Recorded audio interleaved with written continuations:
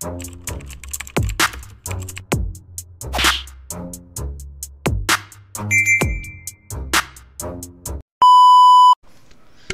what's up mga kumag, I'm back, ang inyong online judge, walang iba kundi Judge Jinan. Okay guys, bracket B, semis.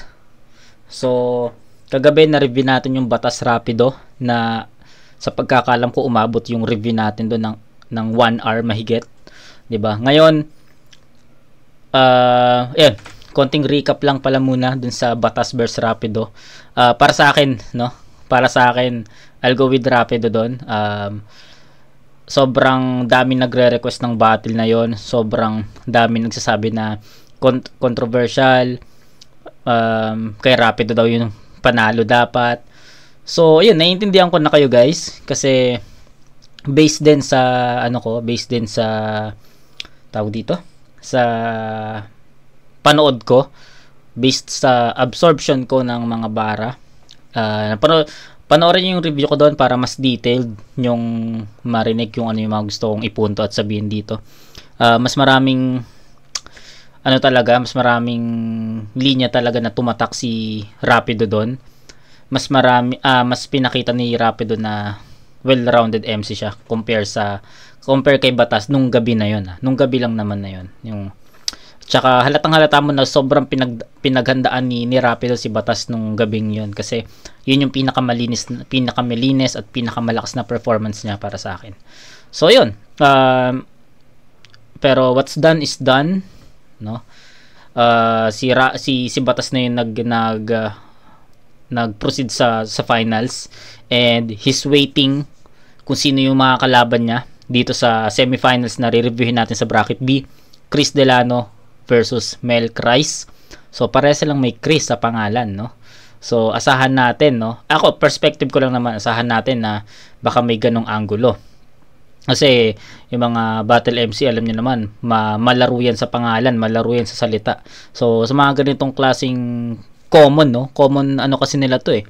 Common denominator kasi nila tong pangalan nila na may parehas na Chris, no? Although magkaiba ng spelling, pero kung paano i-pronounce is almost the same.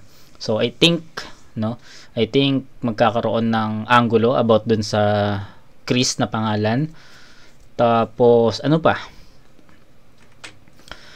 Siguro wag natin patagalin kasi 21 minutes lang yung battle, pero kailangan bumawi ni Chris Delano dito kasi yung past 2 performance niya medyo hindi ganon kaganda yung dating nun para sa akin.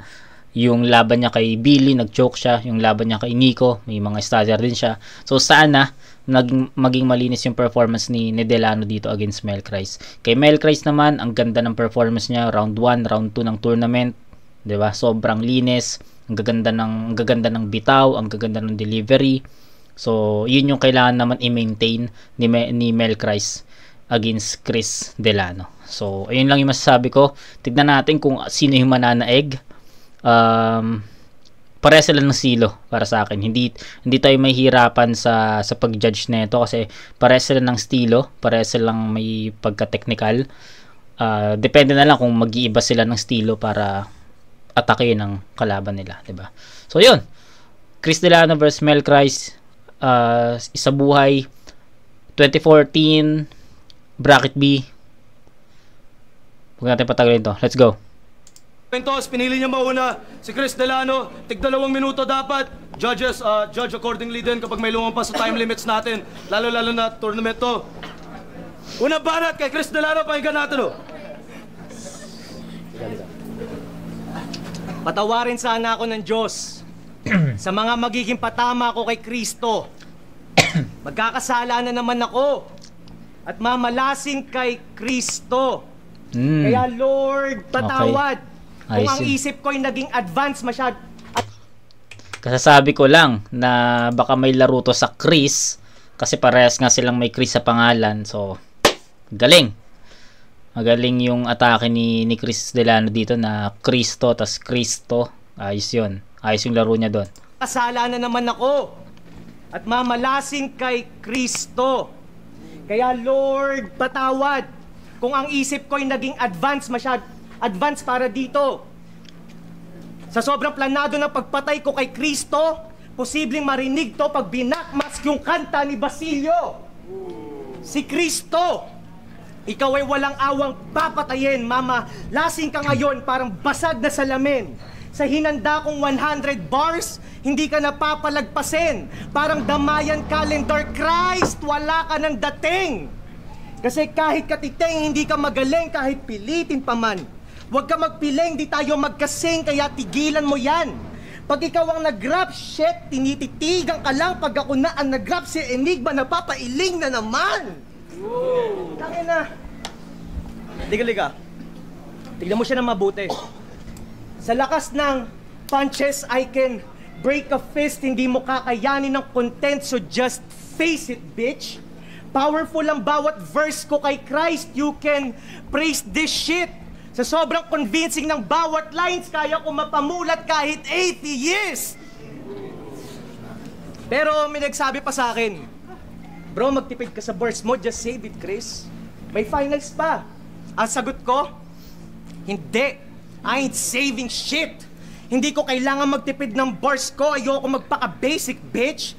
Sa sobrang dami kong verse, you would think ako nagsulat ng ancient scripts. Kaya wala akong pake. Kung pagtapos ni Christ, meron pa daw Panginoon na makakalaban. Kasi kahit sino pa tumapat ang humarang sa daan ko, matatapakan. Kaya yung mga pinupuring yung panggap na Diyos, hindi ko na kailangan. Ako tingalain nyo sa isa buhay kasi ako tong may tunay na Kristo sa pangalan. Kaya anong Christ? Pag tinanggal mo yung sombrero mo, mukha kang tuhod tanga.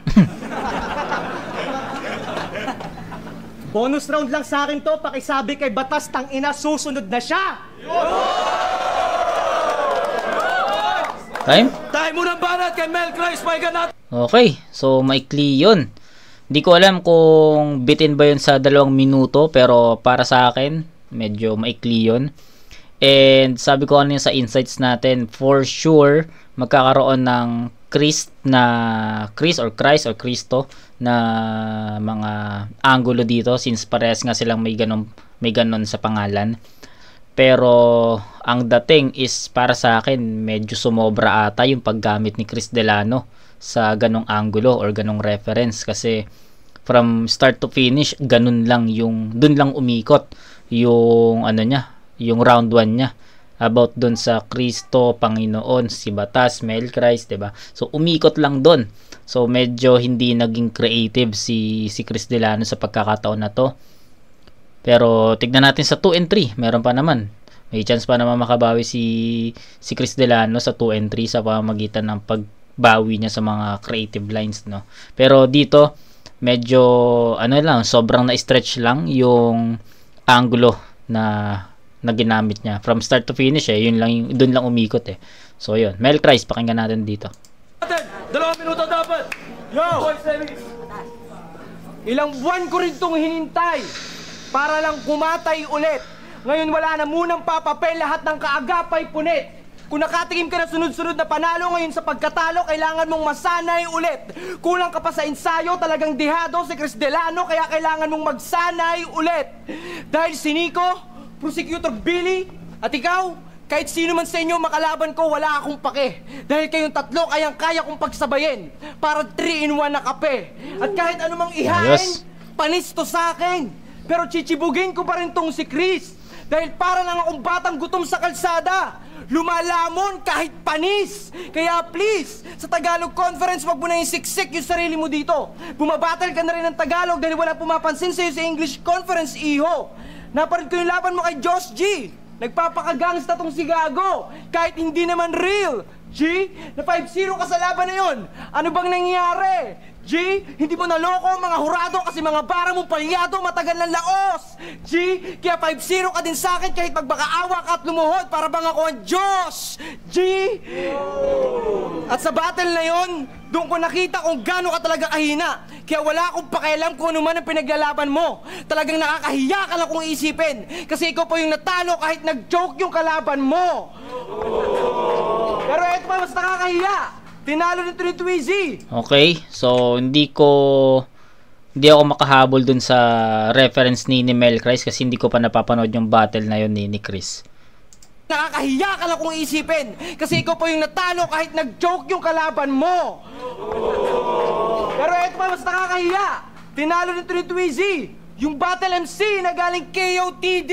5 yung judges na galing mismo sa flip top, pero kahit isa, walang bumoto sa'yo. Nagmukha ka lang kasing rapper na walang sustansya, kaya kinain ka ng buo. Tapos sasabihin mo na ikaw yung pambato sa English conference? Kahit sa 3 round nga, hindi ka bumida. Kaya paano mo masasabi na ikaw yung pambato kung natalo ka ng Battle MC na dumayo lang sa liga? Kaya ako, malabo mo kong matalo. Ipapako lang kita kahit gamitan mo ako ng crosswords. Kasi mahina ka pa, Chris. Espada mo'y madaling mabali, parang binte ni Paul George. At di na ito aabot pa ng finals dahil hanggang semis na lang yung laban mo. Para ba ngayon ang iyong deadline? Dahil mga barang mo'y walang kabuhay-buhay, mas mabuting di ka na lang namin marinig. Tawag sa linya mo ay deadline. At di ko na kailangan pang magturo para lang makakuha ng atensyon. Dahil kahit hindi man ako guro sa buong round, kaya kitang turuan ng leksyon. Tang ina, purong technical, no? Purong punto yung binitawan ni Mel Christ dito. Consistent talaga si Mel Christ, no? From laban niya kay Max Ford, laban niya kay Elvis, tapos ngayon laban niya kay Chris. Sobrang consistent. Kung ano yung performance ni Mel Christ dun sa first round ng tournament, second round ng tournament, at dito sa semis, pare-parehas. Ayun yung maganda kay Mel Christ kasi hindi siya nagpapabaya, no? Kahit sino yung makatapat niya, all out siya. And ayun yung pinaka nagustuhan ko sa napanood kong performance ni Mel Christ, no? Props doon. Tapos hindi siya katulad siya ni Batas actually, na hindi nagbe-base sa crowd, no? Wala siyang pakialam sa crowd, no? Mag-react man yung crowd o hindi, 'di ba? Ganun si Batas kung mag-react man yung crowd o hindi, wala siyang pake, basta i-spit niya yung verses niya. Ganun din yung nakikita ko kay Mel Christ, na tuloy-tuloy lang siya mag-spit. Kung may reaction, no, pinapatigil niya yun kasi hindi pa nga siya tapos, 'di ba? So, yun, isa yun sa mga nakikita kong magkaparehas sila ni Batas, no. Pero sa round 1, I'll go with Mel Christ dito kasi sabi ko nga unang-una, si Chris Delano umikot sa Chris na angulo, na reference. Umikot yun from start to finish, ganun.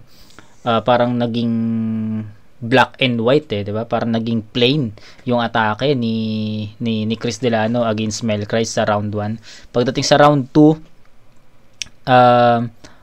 hindi nagrebat si Mel Christ, hindi, parang binaliwala niya yung mga bara ni Chris Delano. Tapos nag-proceed siya sa kung ano yung sulat niya. Pagdating doon, nagsunod-sunod yung, alam mo yun, yung mga delivery, no? Ang ganda nung delivery niya sa bawat linya, ang ganda ng mga punto na sinasabi niya. Although yes, sinabi ko hindi ko maintindihan yung reference na ginamit niya kasi laban ni Chris Delano nga daw yun sa, di ko alam kung saan niya, sa Sunugan ba yun or sa KOTD or something, di ko alam. Pero hindi ko naintindihan yung reference niya. Pero kung the way, no, the way he deliver or perform those lines, mapapaniwala ka niya na, alam mo yun, yung image, no, yung imagery, yung imagination ng nanonood, ng nakikinig is masasabi mo na talaga bang ganyan yung nangyari. So, ang ganda ng imagery na nabuo ni Mel Christ sa round na to. Pero mas malakas siguro yun kung napanood ko yung battle na yun. Pero the imagery na ginamit niya, sobrang ano yan, sobrang effective. And I'll go with Mel Christ dito sa 8-7 na score. Mas makulay yung round 1 ni Mel Christ, mas may timpla, mas may direksyon, unlike kay Chris Delano na plain black and white na hindi mo alam kung may mga angulo pa ba siyang gagamitin kasi dun lang umikot, 'di ba? So ayun, Mel Christ ako sa round 1, 8-7.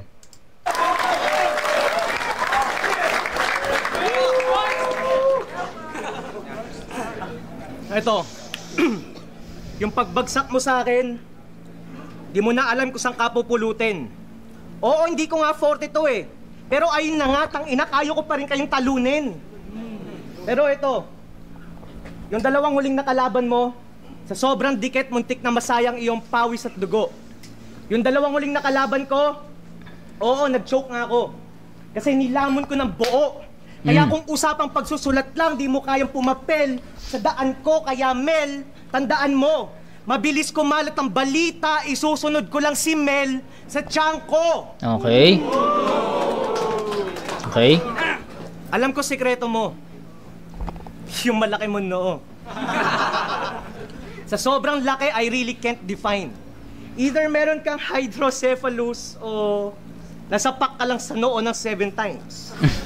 Tapos yung balat mo pa, puta, kutis, betadine, kung naging asul ka lang, kamukha mo si Megamind. Ako, utak ko'y Megamind na may set of rhymes with these heavy lines. Pag ako nag-isip, parang 11 heads combined. Unorthodox, manuntok, di mo alam kung left or right. Sa sobrang lawak ng isip ko, you can step inside. Kaya gamitin mo mata mo, Mel. Gamitin mo mata mo kasi this tournament is meant for I. Kaya si Mel Christ, isa na namang MC to be left behind. Kung hindi nyo na-gets, pwede nyo i-press rewind. Nagsabi ko, MC to be. Mapamel Christ to batas, they will get left behind. Alam ko yung sikreto mo. Alam ko yung sikreto mo. Diba sobrang tagal mo nang bumabattle?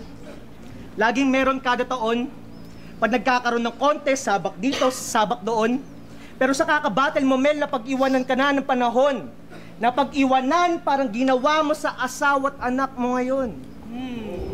Pag-usapan natin yan, Mel. Pag-usapan natin yan, Mel. Seryosong bagay na yan. Yung anak mo, inosente pa, pero di mo mabigyan ng oras man lang. Wala ka na ngang source of income, tapos wallet mo, wala nang laman. Gastos ng gastos sa marijuana na imbes si panggatas na lang. Ganyang kakabobo. Mas pinili mo pa ang bisyo at trap. Nagmistulang tanga. Sa iyong asawa at anak, tangina, nagkulang ka pa. Sa isang katulad mo, paano ako titingala, kilala ka lang bilang Christ, pero di mo kaya maging mabuting ama. Laki ng noo mo. Time. Tayo, palo ang balat kay Mel Christ. Okay, I'm not sure if yun talaga yung end niya or nakalimutan niya. So, hindi natin alam, no? Open-ended yun. Pero, based dun sa narinig kong round 2 ni Chris, nag-level up to compared dun sa round 1. Kasi, yun nga, sabi ko nga sa inyo, round 1 niya is sobrang plain, umikot sa isang angulo, references. Tapos, pagdating sa round 2, ayun na, real talk, personals, 'di ba? So, marami ng mas marami ng elemento na ginamit si Chris Delano sa round 2 at mas naging maganda yung atake niya dito. Mabigat yung personals niya, ang ganda ron transitions na sa ganitong angulo nag-start tapos mag-end up sa personals, 'di ba? So, maganda yung maganda yung transitions ni Chris Delano dito. No, ayos yon. Yung mga laro niya sa Mel Chanco, ayos yon. Yun, ang ganda nun. Ang ganda nung round 2 ni Chris Delano.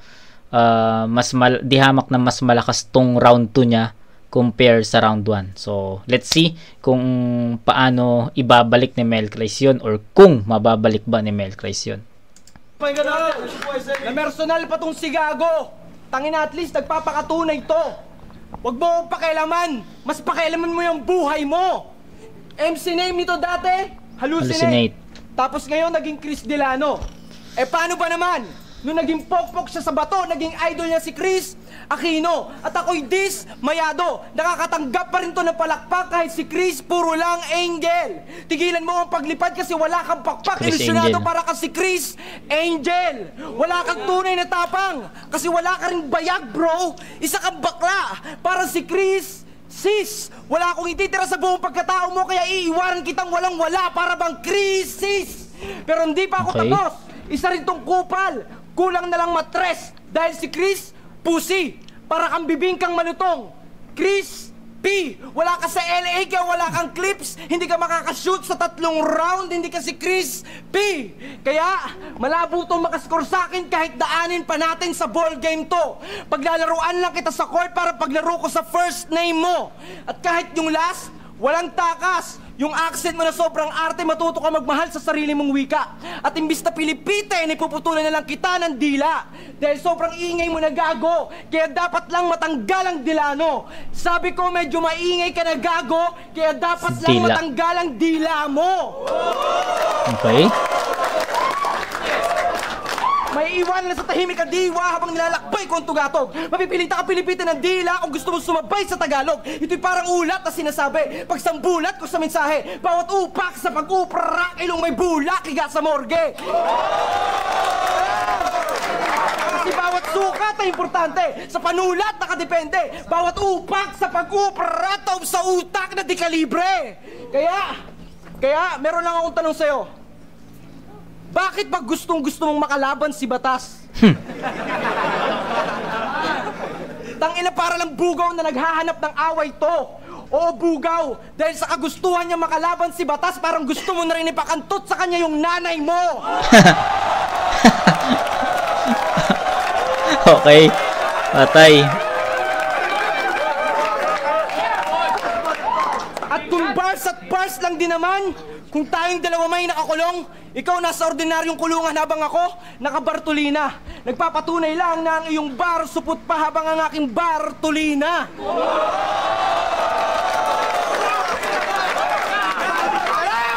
Teka lang!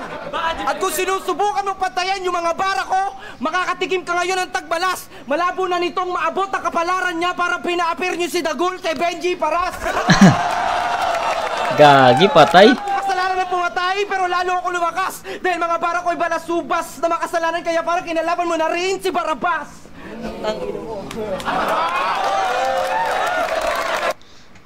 Okay, round 2 to be honest, akala ko yung round 2 ibibigay ko na kay Chris Delano yun. Kasi mas para sa akin yung pinakitang performance ni Mel Christ is katulad ng performance ni Chris Delano sa round 1 about dun sa Chris, 'di ba? About dun sa Chris.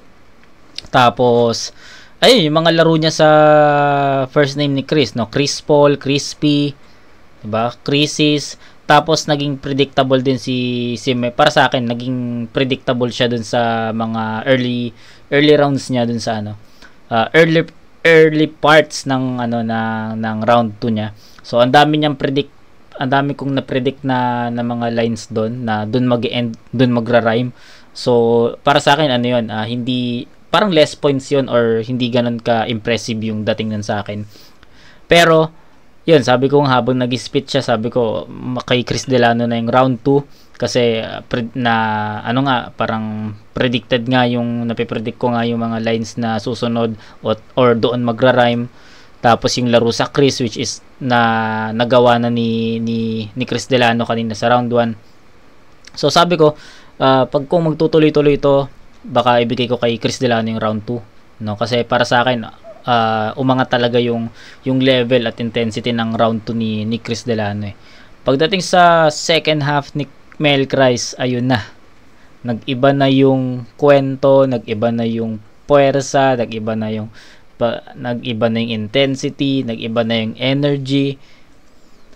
Yun yung naging kwento dahil nahabol ni Mel Christ yung overall performance ni Chris Delano sa round 2, 'di ba? Parang yung buong second half ni Mel Christ enough para matabunan mo or matabunan niya yung buong round 2 ni Chris. Ganon ka powerful yung round 2 ganon ka powerful yung second half ng round 2 ni Mel Christ. Enough para tapatan yung buong round 2 ni Chris Delano. So, gets nyo? So, ayun, 8-7 sa round 1. Pagdating sa round 2, bibigay ko to kay Mel Christ. Actually, dapat itatabla ko to or ibibigay ko kay Chris. Yun lang talaga yung choices ko nung una. Nung narinig ko yung first half ni Mel Christ, sabi ko kay Chris Delano na yun. Pero nung pagpasok ni Mel Christ sa second half niya, lumalakas. And sabi ko itatabla ko na lang. Pero nung nakumpleto ni Mel Chris yung round 2, nasabi ko na mas malakas yung round 2 ni Mel Chris kay Chris. So ayun, it's a 9-8 in favor of Mel Chris pa rin. So rounds 1 and 2 Mel Chris, sobrang dikit ng round 2 Pero yung round 1 para sa akin malinaw yun, Mel Chris yun. So 8-7 tsaka 9-8. Okay, so 17 points para kay Mel Chris, 15 naman kay Chris Delano. So hindi pa naman tapos yung laban, may round 3 pa. 2 points lang to.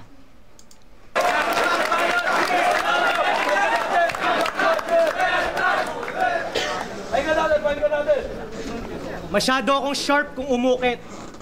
Parang dulo ng knife. I speak heavily, bars and similes, yung sayo puro lang light. Kayang-kaya ko pumugot ng ulo, parang grupo ng ISIS, parang grupo ng ISIS, wala kong utang ina. Parang grupo ng ISIS, masyadong sharp kung umukit, parang dulo ng knife. I speak heavily, bars and similes, yung sayo puro lang light. Putang ina na nangyari. Kayang-kaya ko pumugot ng ulo, parang grupo ng ISIS. Utang ina. Nako po.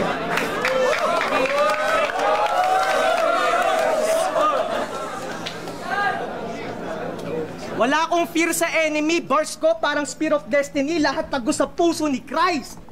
Pero malakas ka daw sa delivery. Depende. Joke. Pwede kung marijuana usapan, pero kung bar for bar, hindi nga marunong magsulat yan. Ang madalas niya sabihin, wag ka na mag-rap. Well, that's just as lame as you are. Wag mong baliktarin kasi sa rap, it's what you say that's not up to par. Kaya ito. Fuck!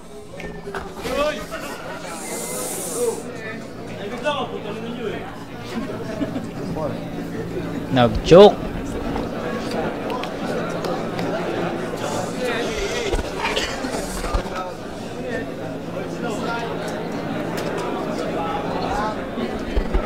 Ay po, nag-joke. Hindi. Ha? Fuck, sayang. Tangina, sayang. Hindi. Kadok na. Kaya out to board. Pero ito, pag-usapan ng seryoso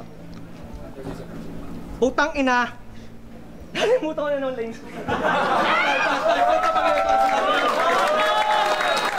Tangina, sayang. Sabi ko 2 points lang naman yung lamang ni Mel Chris sa overall scoring, tapos biglang blackout si Chris Delano. Gago ka, Chris. Sayang yun.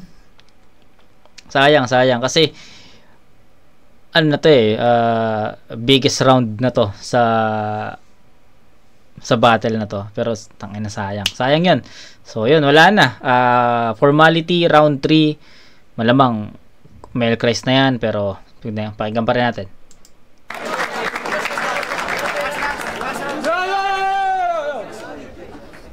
Yo! Ano? Puro ka na lang teka lang? Joke ka na naman! Ganyan talaga kapag nadadagdagan yung age. Tang-ina mo, nagkakalat ka na dito, bumaba ka na lang ng stage!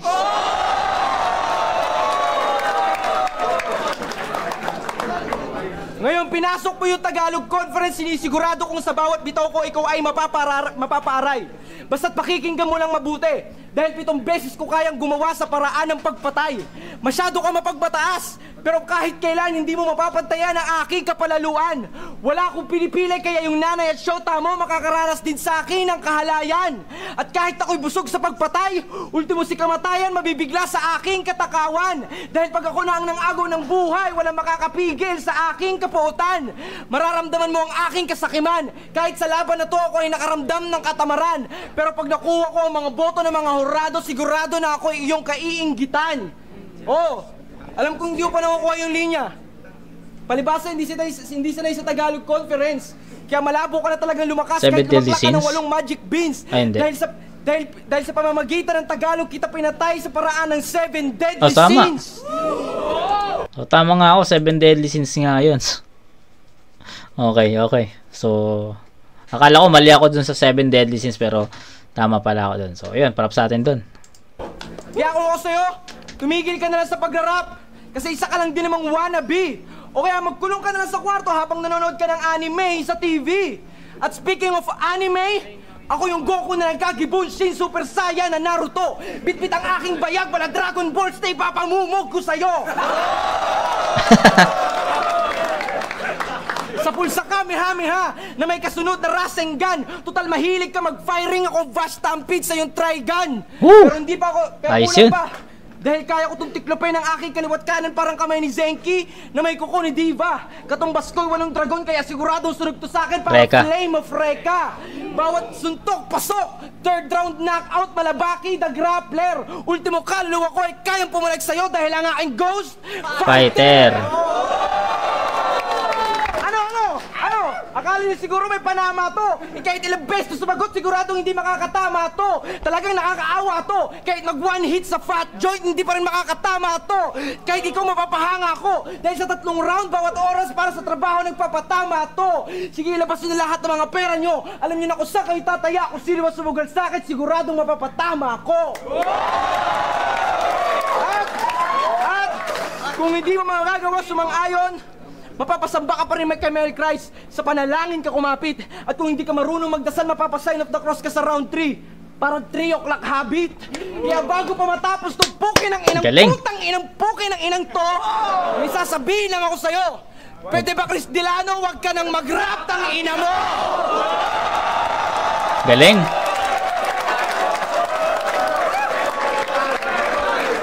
Flip-top zoning is a buhay tournament 2. Inang galing. Okay, anime references. Wala na to eh. Yung round 3, automatic yan kay Mel Chris na yun. So, hindi na natin masyadong i-elaborate yun. Pero ang ganda nung laro niya doon. Anime references. Pasok lahat. Maraming nakaintindi doon kasi siguro mga anime lover din sila. Mga otaku rin sila. Diba? So, yun, naintindihan ko rin yung mga references na yun since nanonood ako ng mga animes. No? So, yun, props kay Mel Chris doon, pero hindi ko alam kung ibibigyan ko ba ng 10 points si Mel Chris doon. Pero, sige, bigyan natin ng 10 points kasi ang ganda nung rebuttals niya doon, no? Yung, actually, wala naman sinabi si Chris Delano sa round 3, pero nagawa niya pa rin ang rebut na bumaba ka na lang ng stage, no? So, doon pa lang, nakapag-set na kagad si Mel Chris ng, ng tone, 'di ba? So ayun, nagsunod-sunod 'yon. So props kay Mel Chris sa round 3. It's a 10-6 in favor of Mel Chris. So 27, 8-9, 8-9, 10 yun. So 27. Tapos kay Chris Delano 7-8-6, 21, no? 27 to 21. Sayang, ganda ng laban sana, ang ganda ng palitan, pero nawala si Chris. All 3 rounds, Mel Chris. Semifinals. Grabe yung laban na yun. Malamang kapag umabot na kayo sa parte na to ng video, napanood nyo na mga nangyari, sayang. Pero grabe yung laban na yun. Boto ng judges. 7 nga pala sila. 7-0 para kay Mel Chris. Sa finals, mga kapatid, salamat sa mga tropa ko dyan sa Santo Tomas at sa lahat ng mga tunay. Shoutouts Chris Delano, solid yun. Delano, sayang nag-choke ako kasi di ko nga forte, pero hindi dahilan yun eh. Pinasok ko eh, pero sayang yung 3rd round ko. Pero props kay Mel Christ. By the way, search yung business namin sa Rough Duck. Alam niya. Yun, una, kala ko tense eh. Tapos 2nd round, biglang nag-push si Mel Christ. Then, medyo, para sa akin, medyo tagilid na si Chris. Kung hindi makakabawi si Chris sa 3rd round, malamang matalo na siya. So, ayun, nag-choke si Chris. Binigay ko yung boto kay Mel. Pero sayang, parehas malakas si Mel Chris. Ayun, binoto ko si Mel Christ. Nung round 1, ganda sana. isa rin yun. Parehas malakas yung mga haymaker nila. Kaso sa round 2, nagkatalo. Doon bumawi si Mel Christ. Sunod-sunod yung mga malalakas na suntok niya. Tapos napaisip ako na kung hindi malalagpasan ni Chris Delano yun, Mel Christ na talaga yung laban. Ayun nga yung nangyari. Na-joke si Chris Delano. Tapos si Mel Christ, pangat na pangat pa rin kaya. Ayun, Mel Christ. Yo, Ty RPN, laban Mel Christ versus Chris Delano. Tangina, grabe talaga yung laban niya, sobrang solid, tsaka syempre sobrang nangihinayang din ako sa pwedeng ipakita ni Chris Delano. Pero yun nga, malinis na malinis, all 3 rounds, tsaka yung content ni Mel Christ yung talaga yung pumapatay doon. So, binigay ko yung boto ko para kay Mel Christ. Yeah, sayang yung laban. Actually, close siya except for the third round. First round, binigay ko kay Chris. Second round, binigay ko kay Mel. Third round, obviously, kay Mel. Ayun. Malakid, uprising. Batch 1. Akala ko may batch 1 eh. Ayun, maraming maganda at malakas na linya si Chris Delano. Pero sa overall performance at pagde-deliver lamang talaga si Mel Christ, no? Yung round 3 obviously kay Mel Christ yun. Round 1 binigay ko kay Chris, round 2 kay Mel Christ, so Mel Christ. Ayun, ako last mulat ko. Binigay ko yung boto ko kay Mel Christ. Pinakita naman na kay Mel Christ yung laban. Good luck kay Mel Christ. Yo, ayun, mabilis na lang binoto ko sa Mel Christ. Ang pogi ni Shay, tangina. Ito ang pinakamalupit na battle ng Mel Christ, pero sayang talaga ang galing ni Chris Delano. Kapanapanabig talaga itong isang buhay. Ngayon, para sa... Okay na ba? Rapido, yun! Salamat. Pwede na sila mag-battle. Tangin lang itong pangit, oh. Pwede na sila mag-battle. O, pwede na daw. Okay. Tangin na ito, pangit, oh. Gago talaga ito si Smaglas, eh. So, ayun guys, no? Sayang yung battle. Kasi, sabi ko nga, coming to round 3, ang pinaka-scoring natin is 17-15. So, ano pa yun eh? Vulnerable pa yun eh. Kayang-kaya pang mabaliktad ni Chris Delano yung battle eh. Pero wala. Natalo siya doon. Choke. Totally blackout. So, ayun. Finals na tayo. At ang nakikita kong parehas sila ng estilo ni Mel Christ at Batas. Ang nakikita kong comparison is yung sa delivery. Parehas sila ng delivery na tuloy-tuloy, walang pakialam sa crowd. So it depends na lang talaga kung sino yung may mas effective na linya sa bawat isa. So ayun yung exciting doon. Kasi parehas silang mga silent warrior eh, 'di ba? Na wala silang pake dun sa paligid nila, basta ipe-perform ko yung baon ko. So pare silang silent warrior, and tignan natin kung ano yung magiging tapatan nila sa finals ng isabuhay. So kung ako naman yung tatanungin nyo, kung Rapido at Mel Christ yung maglalaban sa finals, mahirap, pero mas may edge siguro doon si Rapido. Wag lang siya mag-overtime. Pero ayun, I'll go with Rapido kung sakaling Rapido versus Mel Christ, I'll go with Rapido sa sa laban na yun. Pero ang pinakasayang talaga dito, alam nyo kung ano, yung Elvis tsaka Aklas. Kasi nakikita ko na kung nag-advance si Aklas dun sa second round ng tournament, so ibig sabihin si Mel Christ yung makakalaban niya. Si Aklas kasi kaya niyang baliktarin yung round ng isang linya, dalawang linya, no? Tapos susunod-sunod rin niya na yun sa mga susunod na round eh. 'Di ba? Kaya niyang mag-take over anytime. Then sabi natin Chris Delano and Aklas, malamang, 'di ba? Consistent si Chris Delano na may choke sa bawat performance eh. First round, second round, third round sa semis, may mga choke siya. So for sure ang pinaka naging mabigat lang na nakalaban ni Aklas para sa akin dito is yung kay Elvis, no? Kung sana nakatawid siya doon, possible na mag-finals pa ulit si Aklas eh. Pero dito naman sa kabila, nakikita ko lang talaga dito is Rapido. So for formality, no? Sa ano ko lang, sa picture ko lang, sa point of view ko lang, it's Rapido versus Aklas ang nakikita ko ditong finals, no? Pero ayun nga, iba yung nangyari. Batas, Melcris yung mapapanood natin sa finals, pero ang ganda rin naman nung naging story ng battle ng dalawang battle MC, at sila yung nagkatapat dito. May pagkakapareha, may pagkakaiba, pero mas makikita natin yan sa mismong battle. Okay? So, kita-kits tayo sa finals. It's Batas versus Melcris. Kita-kits tayo dun, mga kumag. Peace out.